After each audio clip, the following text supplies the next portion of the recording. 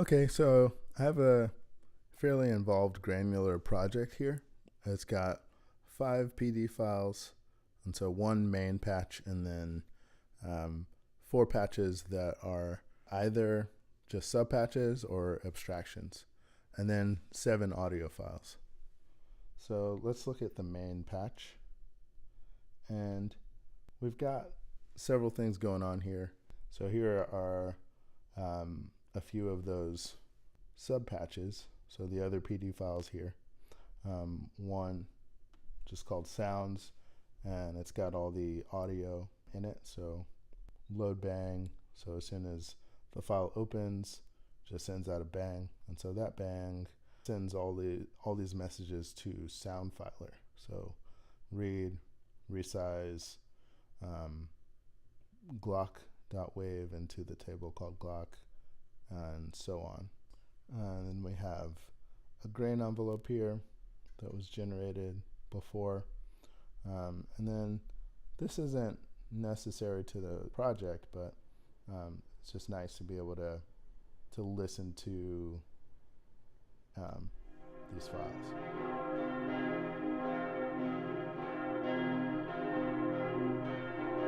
So that's bell sounds, a drone here,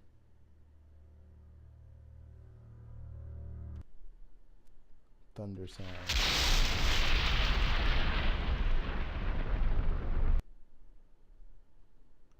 explosive sound,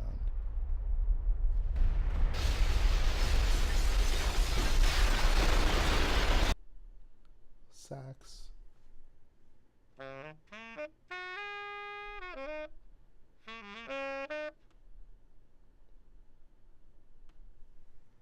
some car sounds,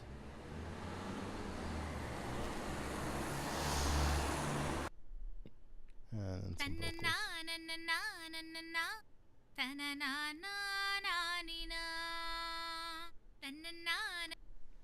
This patch is basically included in this main patch just by saving it in that same folder like we did, and then creating an object box and typing that file name in, sounds. There are no inlets or outlets, and so it's just kind of a container that we can open and close.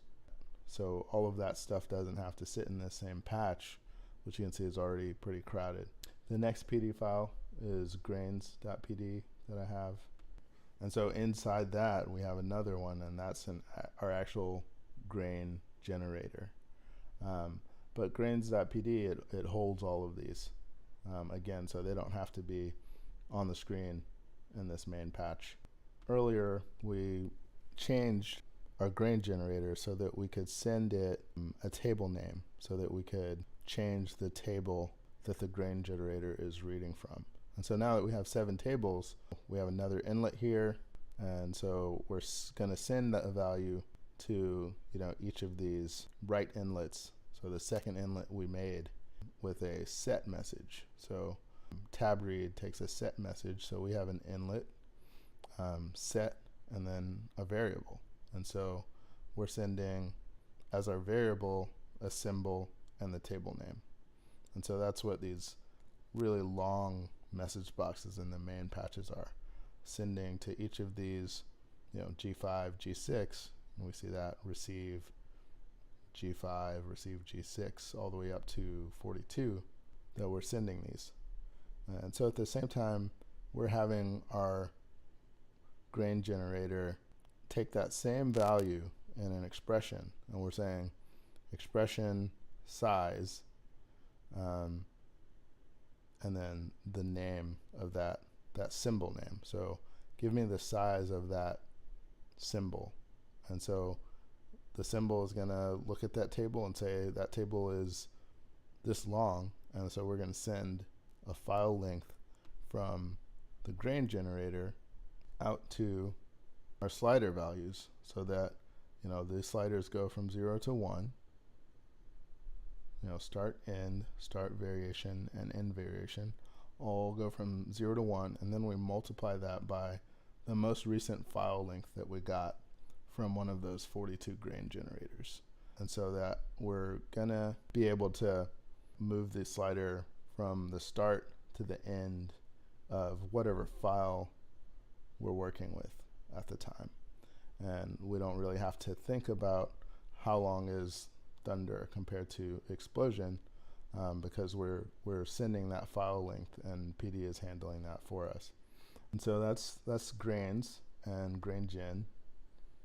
It's kind of a patch within a patch within a patch here. And then finally we have triggers, and this was earlier we were using this to directly trigger these grains, so we had the grain generators directly connected here. Now we're just using sends and then hiding this away in an object box called triggers.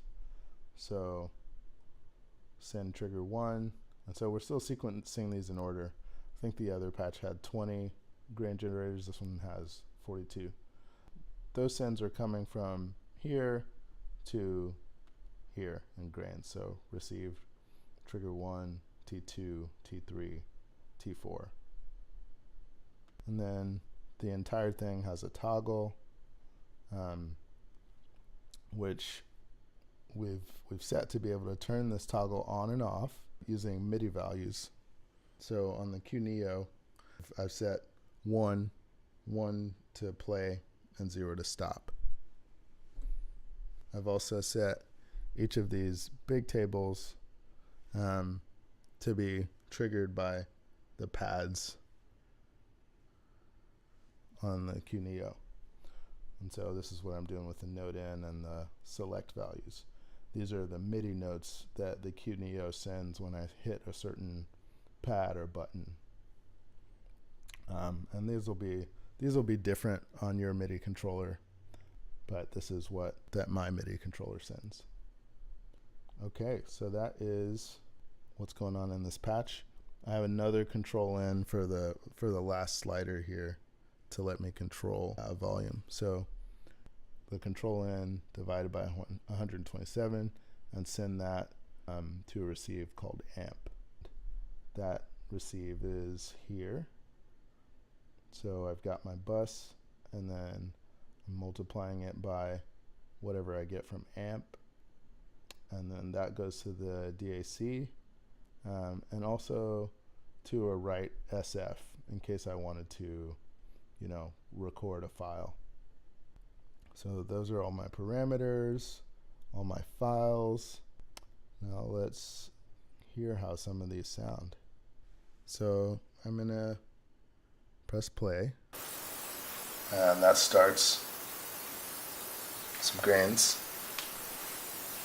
So that's the first table, Glock, drone, thunder, explosion,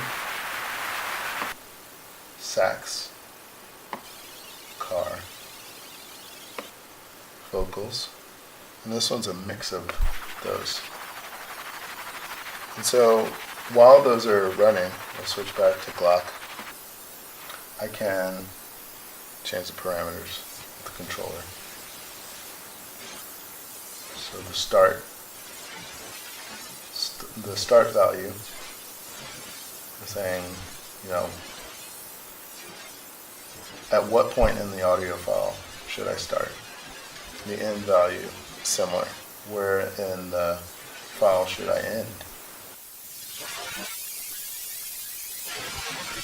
And so those two together set the length. If I had set this up differently, I could do start and length. And so whenever I did start,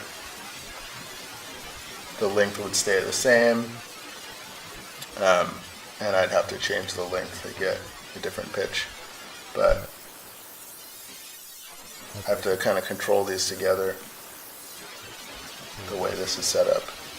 And then speed, because we're dealing in milliseconds, the higher the speed goes, the lower the pitch is, and the longer the grain is, because we're going, this I've set up to go, up to 500 milliseconds, so up to half a second per grain.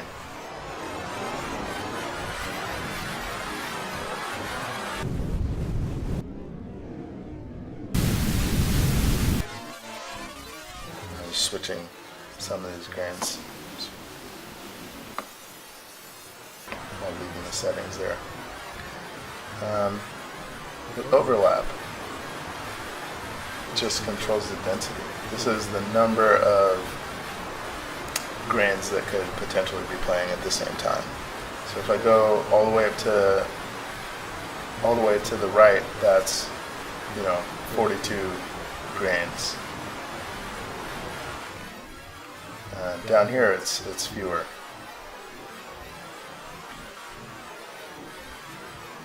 Now, with variation here, if I turn the variation down, all the variation controls down,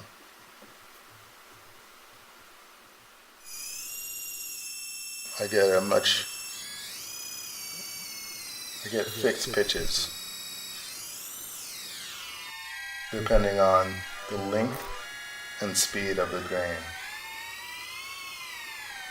And so adding more overlap just adds more density to the tone.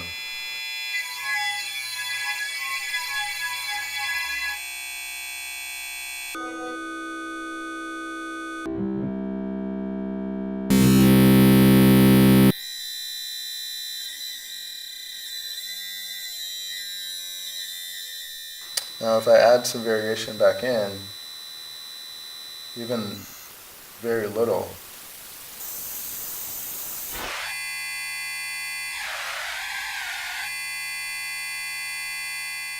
you can tell a difference because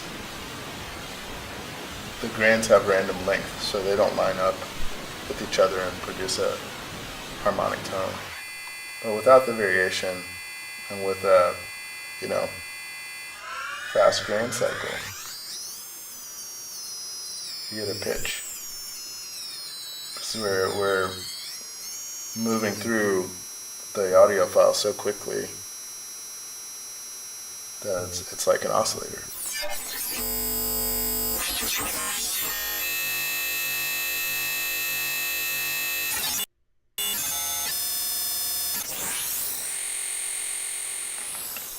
If I increase the speed and have short length between the start and the end of the grain,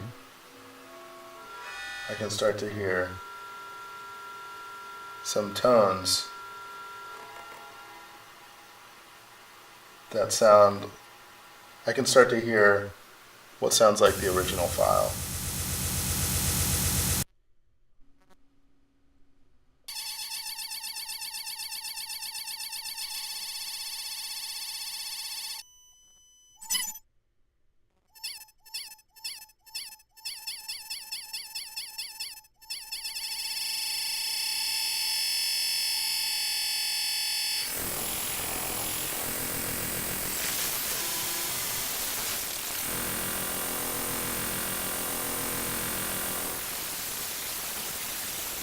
If I go to that last row here, where they're all mixed together,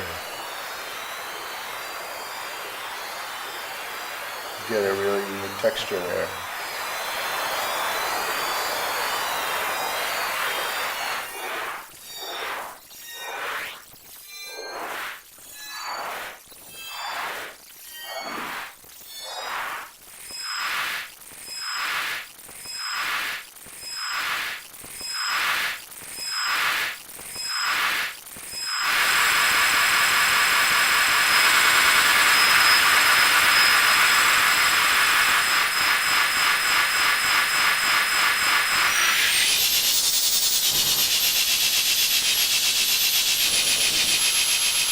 So we're taking tiny bits of each file and blending them together using that same envelope that we made of the raised cosine window.